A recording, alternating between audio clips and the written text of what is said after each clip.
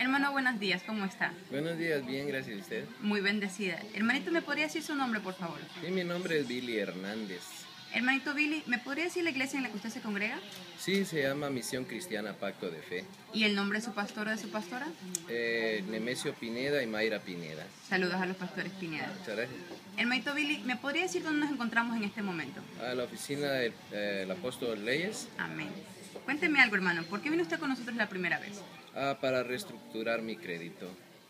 ¿Qué tenía en su crédito que quería que le ayudáramos a resolver? Tenía muchas deudas, muchas cuentas atrasadas, no pagadas, préstamos sobre una casa que perdí. ¿Tenía un foreclose también? Sí, Ah. también, sí. Desde que usted comenzó el proceso de reestructuración de crédito, hermano, ¿qué hemos podido hacer por usted?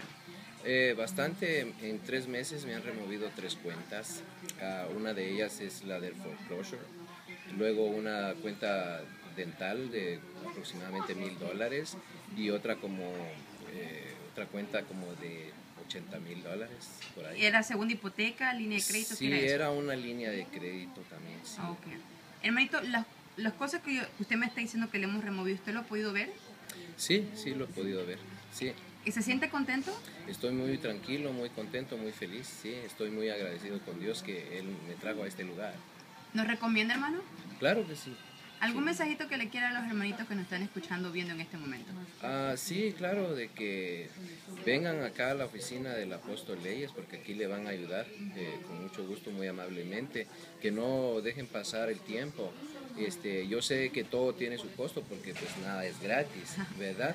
Pero a la larga les va a beneficiar. Es una inversión. Claro que sí. Muchas gracias por el testimonio, hermano. A todos los hermanitos que les gustaría llamarnos, el teléfono de nuestras oficinas es el 1866-808-4747. Una vez más, es el 1866-808-4747. Muchas gracias por el testimonio, hermano. Que Un pasen un buen placer, día. igualmente. Ajá.